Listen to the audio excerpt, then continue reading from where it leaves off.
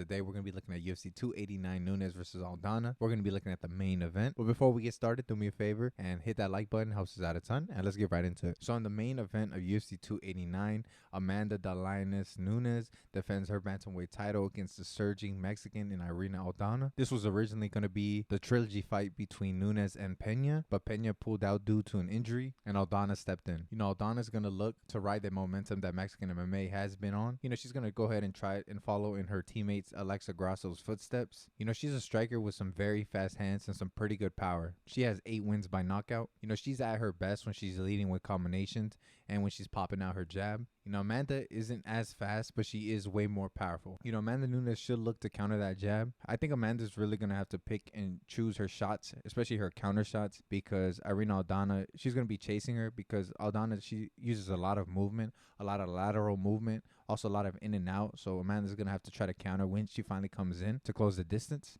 They match up very well on the feet. I think when they are striking, it will be very competitive. But I think the biggest question and the biggest gap in skill could possibly be in the grappling.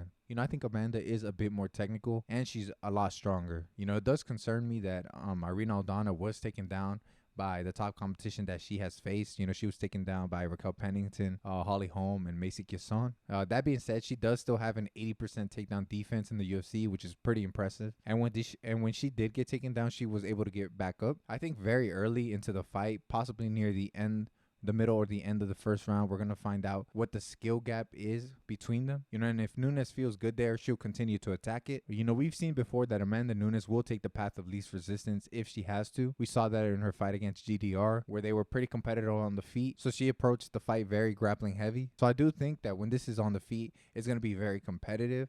Aldana has some fast hands, some good combinations. Amanda Nunes obviously is a pretty good striker herself and carries much more power. But I think as the fight goes on, we're going to see Amanda Nunes' versatility is going to give her the edge. And so I'm going to have to go by Amanda Nunes by decision. I do think she takes her down, and I think if she feels that it's kind of easy there, she's going to continue to look for that. It's hard not to root for Irene Aldana. The upset is very possible because my heart says Aldana, but my brain says Nunes. And if I were to bet, I would go Amanda Nunes by decision. Those are my thoughts, my predictions. Let me know what you think. And top-ranked lightweights collide in the co-main event of UFC 287 when the former champion Charles "Do Bronx" Oliveira faces off against the number 4 ranked Beneil Dariush. There's a lot at stake. The winner of this fight will probably fight for the title next. Oliveira is a dangerously sharp striker.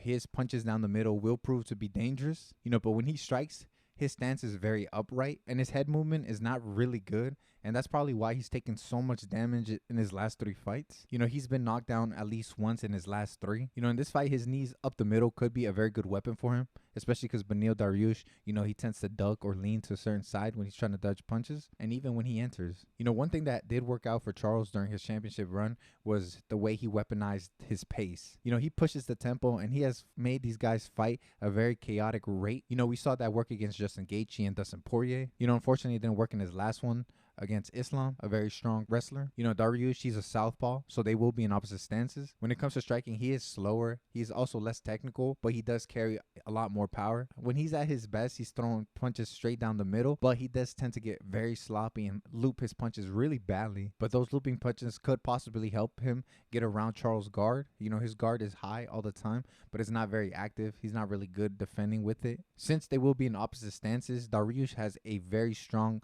kick to the body he likes to throw, and that's going to be open all day, especially with Charles' high guard. He should look to the body early and often. Both guys are obviously known for their elite Brazilian jiu-jitsu. Charles, he has 21 wins by submission, while Beneil has 8. Both guys don't really have the best wrestling, but I do think Dariush will be stronger in the clinch positions and in the exchanges. And if he gets something like top position, I don't see how Charles gets out of that, especially with how well Dariush does managing around those submission threats. And we saw in the fight against Islam, we saw Oliveira get controlled by a much stronger grappler.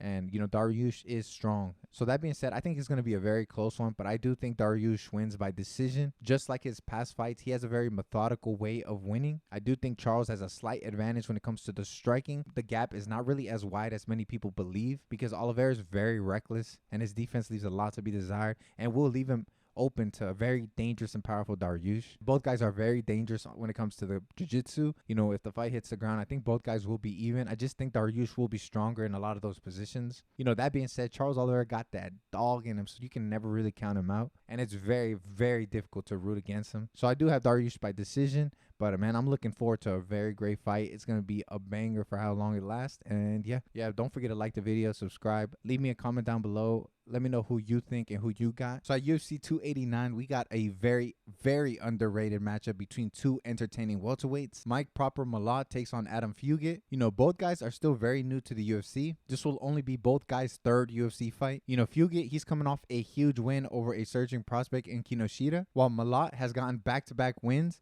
You know, he had a very impressive submission win against Johan Lainez. And, of course, a spectacular highlight knockout of Mickey Gall. And, man, this fight is going to be fireworks wherever it goes. But I do think this fight will be decided on the feet. Surprisingly, both guys are very, very solid when it comes to the grappling. You know, Mike Malott, he has 5 wins by submission. And he does train at Team Alpha Male. So, you know that Gilly is going to be on point. You know, he proved that in his contender fight when he won by guillotine. But Fugit himself is pretty solid when it comes to the submission.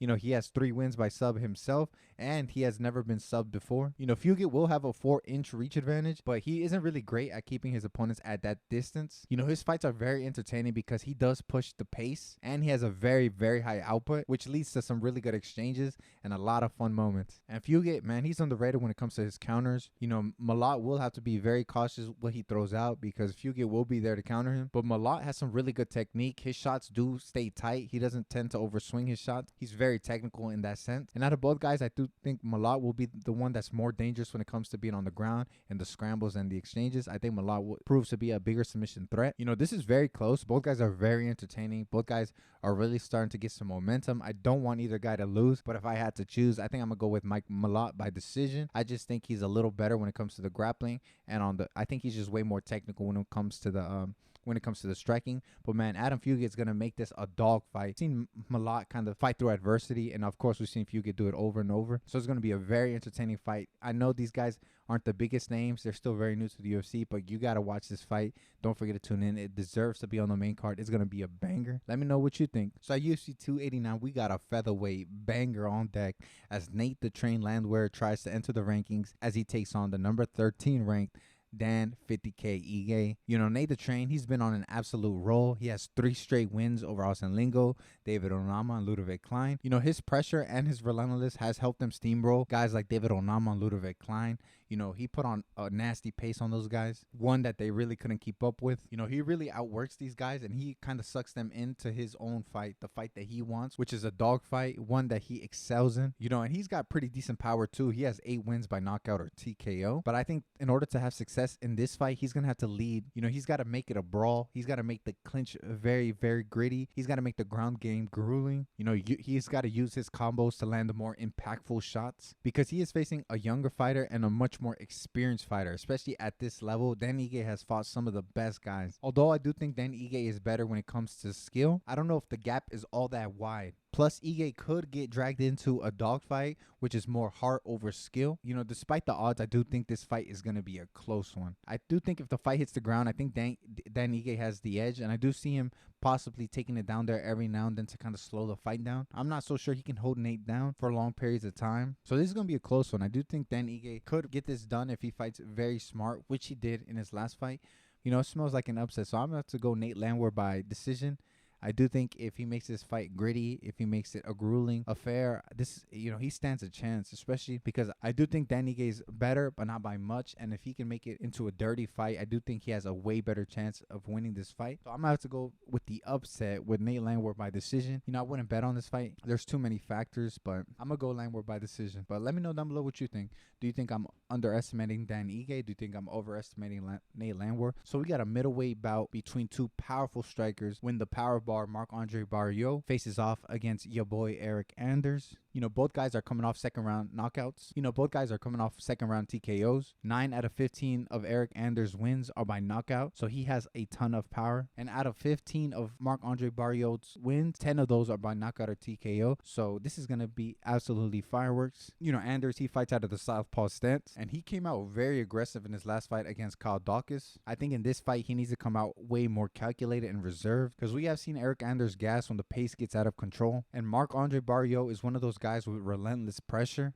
He'll speed up the pace to one that most fighters can't keep up with. And if Anders gets sucked into that type of fight, he's going to have a very hard time keeping up. Barriault, his striking tends to be sloppier. He's just trying to touch you, make you feel that pace, but it is relentless. Both guys are very durable. Both guys have only been stopped once before, but I do think Marc-Andre Barriault is going to be successful in drawing Anders into the type of fights that he wants, and it's going to get very chaotic. And I can see Eric Anders try to take this fight to the ground, but I think he's going to succumb to the pace, because although I can see him take Barriault down, I don't see him keeping him there. Marc-Andre Barriault is actually pretty good at getting himself back up. It's going to be a very close battle, but I think Marc-Andre Barriault, he's going to eke it out by being the aggressor and leading the dance, probably landing the bigger shots as well. So I'm going to have to go Barriault by decision. It's going to be a close one. I think this is going to be a very good fight. It's going to go at a nasty pace, especially if Eric Anders cannot hold him down and slow it down. But yeah, let me know down below what you think. Leave a comment down below. And yeah, don't forget to like, subscribe, and yeah, it's going to be a great night of fights. Do not forget to tune in, and I'll see you next week. Take care.